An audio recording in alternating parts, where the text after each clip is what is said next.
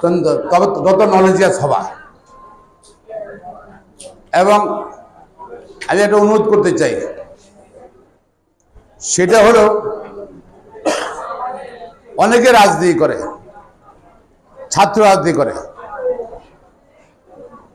করতে পারেন, ছাত্রী করতে পারে, তবে মনে রাখতে হবে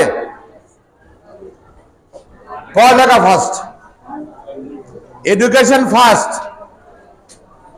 আমি নিজেও কিন্তু ছাত্র রাজনীতি করতাম, আমার সঙ্গে অনেক বন্ধু রাজনীতি করতে করতে বুড়ো হয়ে গেছে গিয়া, হ্যাঁ, কিন্তু জীবনে কিছু করতে পারে নাই, শুধু রাজনীতি করছে। শুধু এই রাজনীতির দরকার নাই। আমাদের দেশে আজকে শিক্ষিত লোক, সব শিক্ষিত লোক দরকার। ছেলে মেয়ে কোনো ব্যাপার না, সারা পৃথিবীতে লোকের শর্ট এখন, সারা পৃথিবীতে।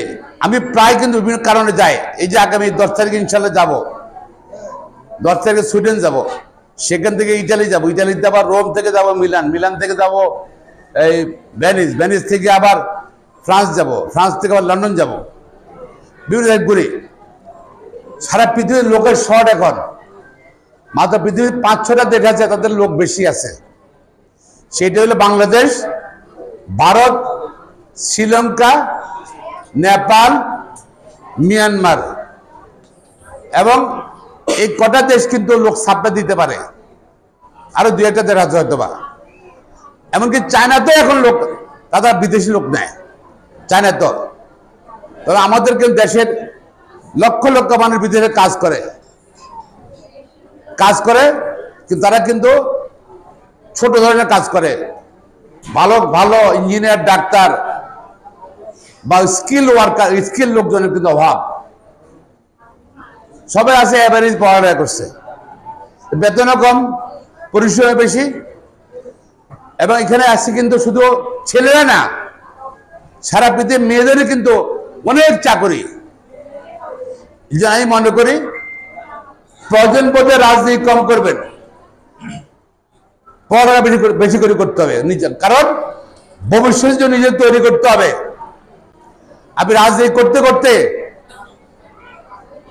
আপনার এক পর্যায়েতে কি করবেন, বয়স হয়ে গেছে গিয়া, পড়ালেখা শেষ, ভালো পড়ালেখা করতে পারলেন না, দেখা যাচ্ছে আপনি কোনো কাজকর্ম করতে পারছেন না, আপনার পরিবারের প্রতি, পরিবারতে আপনি কিন্তু বোঝা হয়ে গেলেন, দলের যারা যে দল করতেন দলের জন্য বোঝা হয়ে গেলেন, সমাজের জন্য বোঝা, রাষ্ট্রের জন্য বোঝা হয়ে গেলেন।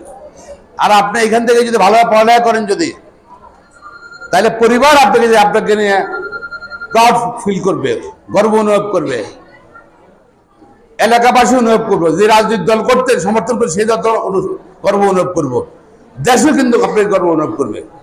এই জয়াগের অনেকেই আছে, ভাইস চ্যান্সেলর সাহেব আছেন, আমার পরিচিত এক অ্যাডভোকেট সাহেবের ওয়াইফ, এই জয়াগের মেয়ে, সে রাজশাহী ইউনিভার্সিটির প্রফেসর, রাজশাহী বিশ্ববিদ্যালয়ের প্রফেসর এই জয়াগের মেয়ে। অনেকেই আছে অনেক জায়গায় প্রতিষ্ঠিত, গুলো পারাবাড়ি। সুতরাং পড়ালেখা ফার্স্ট, সবকিছু সেকেন্ডারি।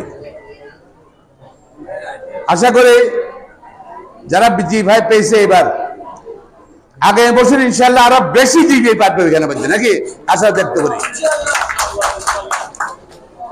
পড়ালেখা কিন্তু মা বাবা গাইড করে, শিক্ষকরা আপনার তত্ত্বাবধান করে, পড়ালেখা নিজের কাছে, কিন্তু নিজে পড়তে হবে,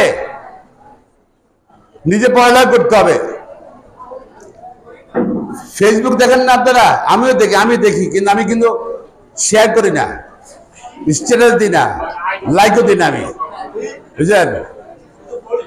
শুধু মাঝে মাঝে কে কি করে দেখি আর কি, জয়াগার কে কি আরে কে কি করে এগুলো দেখি মাঝে মাঝে, সারা বাংলাদেশ দেখি, কিন্তু এগুলো করি না।